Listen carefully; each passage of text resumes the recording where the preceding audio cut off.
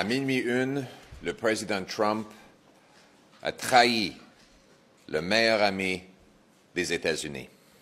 Mon message au président est le suivant.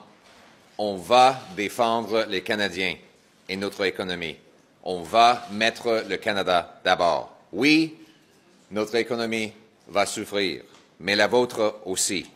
Les travailleurs en paient déjà le prix pour cette décision ridicule. Les prix de l'essence aux États-Unis sont plus élevés déjà pour vos consommateurs, Monsieur le Président. Bientôt, vos travailleurs vont commencer à perdre leurs emplois qu'ils avaient en transformant des matières premières provenant du Canada. Et vos travailleurs vont perdre les emplois parce qu'on va devoir riposter contre les produits américains qui entrent dans notre pays pour nos consommateurs. Et c'est que le début. Les Canadiens, oui, c'est vrai, on est gentils. Les Canadiens sont lents à se mettre en colère et rapides à pardonner, mais une fois provoqués, on riposte et on va se défendre. On va se battre pour notre pays et on va riposter massivement. Je m'adresse maintenant aux millions de Canadiens inquiets après l'attaque injustifiable contre notre économie par le président Trump, aux travailleurs de l'automobile, aux travailleurs forestiers, aux travailleurs de l'acier et d'aluminium, aux travailleurs des mines, de l'énergie, aux camionneurs, aux agriculteurs et à tous les Canadiens qui travaillent fort chaque jour pour produire les biens qu'on vend aux États-Unis et ailleurs dans le monde. Je vais me battre pour vous. Je vais me battre pour votre emploi, pour votre famille, pour que vous puissiez acheter et payer une maison et pour votre retraite. Je vais me battre pour mettre le Canada d'abord. Avant l'entrée de ces tarifs hier, vous n'auriez probablement pas pu imaginer que la situation allait empirer. Avant ces tarifs douaniers, les choses étaient déjà très, très difficiles pour vous. Vous vous demandez comment vous alliez payer le loyer qui n'arrête pas d'augmenter, ou même d'acheter une maison après que les coûts du logement ont doublé depuis 10 ans, augmentant plus rapidement ici au Canada que dans tous les autres pays du G7. Vous avez réduit votre alimentation parce que le prix d'un panier d'épicerie a augmenté 37% plus rapidement ici au Canada qu'aux États-Unis depuis les 5 dernières années.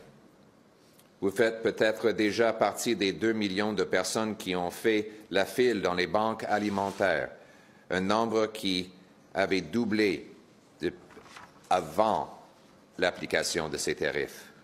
Vous avez probablement remarqué que votre salaire n'augmente pas assez vite que l'inflation, après que le Canada ait connu la pire croissance économique parmi les pays du G7 depuis 10 ans.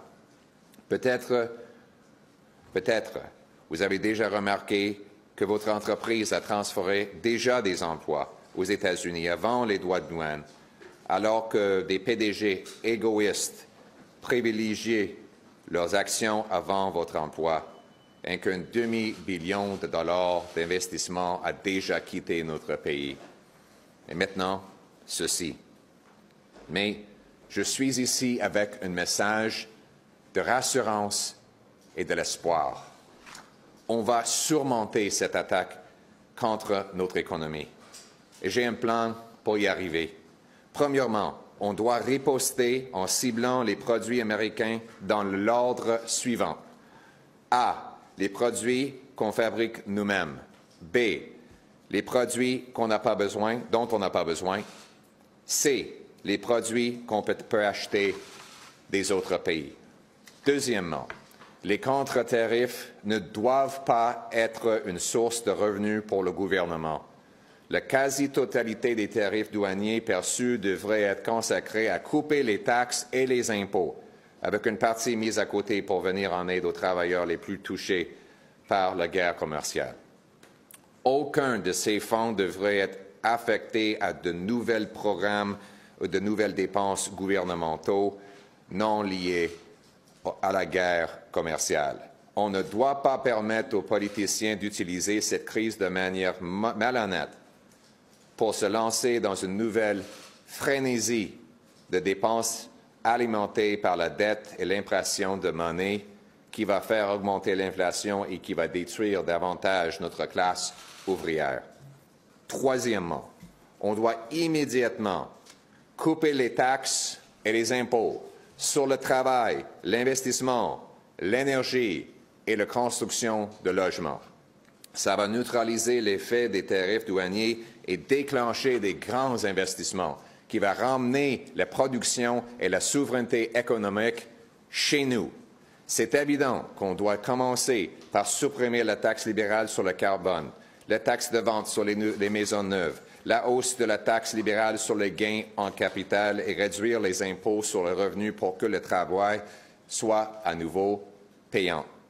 Quatrièmement, on doit immédiatement abroger la loi libérale interdisant les pipelines, c'est-à-dire C-69, pour permettre la construction de projets.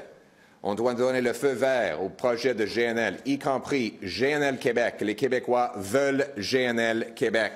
Et moi, je vais donner le feu vert au GNL Québec et d'autres projets. Je le dis en français fièrement, je suis pour les pipelines. Je le dis en français, je le dis en anglais, je le dis à travers le Canada. On va bâtir les pipelines. Ou bien les autres partis vont continuer de donner notre pétrole à prix plus bas à Donald Trump. On va aussi donner le feu vert aux mines, aux centres de données, aux centrales de l'électricité. Il faut accélérer les choses. Cinquièmement, savez-vous quel secteur Donald Trump ne contrôle pas du tout au Canada? La construction de logements. On n'a pas besoin de lui pour construire notre propre maison. On ne les exporte pas, on les bâtit ici. C'est une industrie locale chez nous qui crée des millions d'emplois, déclenchant le plus grand boom de la construction de logements en supprimant immédiatement toutes les paperasses et toutes les taxes sur la construction.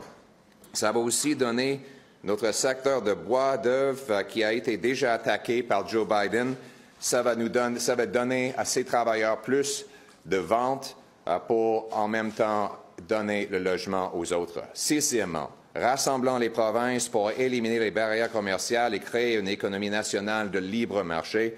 Septièmement, on doit fermer nos frontières et fermer nos frontières aux criminels, aux drogues, aux fusils illégaux pour renforcer notre souveraineté et on doit rebâtir notre militaire pour prendre le contrôle de notre propre défense. Toutes ces choses, couper les taxes et impôts, bâtir des logements et des pipelines, réparer le budget, stopper les crimes étaient des grandes idées conservatrices avant ces tarifs. Maintenant, ces idées sont absolument essentielles. Mais rien de tout ne s'est produit depuis les 100 jours. Ça fait presque 100 jours depuis les premières menaces de Donald Trump. Et qu'est-ce que le gouvernement a fait ici pour nous rendre plus souverains et indépendants? Ces portes ici sont fermées depuis des mois lorsque les libéraux se battent pour leur pouvoir. Donc, la taxe carbone qui détruit les emplois est toujours en place. La taxe de vente s'applique toujours aux nouvelles maisons. La loi interdisant les pipelines C-69 est toujours là. Les déficits massifs et inflationnistes sont toujours en place. Aucune loi n'a été modifiée, aucun impôt n'a été réduit, aucune mesure n'a été prise pour nous libérer de l'emprise de Trump et des États-Unis. On a besoin d'un changement et on va avoir un vrai changement. Oui, ça va être difficile, mais bâtir le Canada était difficile et les Canadiens sont forts. On va reconstruire notre pays et la promesse du Canada. Le Canada va être autonome, souverain et indépendant, selon la vision de John A. Macdonald. Un pays uni, Est-Ouest. On va récompenser le travail, libérer les entrepreneurs, récolter nos ressources, fabriquer nos propres biens, commercer entre nous, bâtir des logements pour nos jeunes,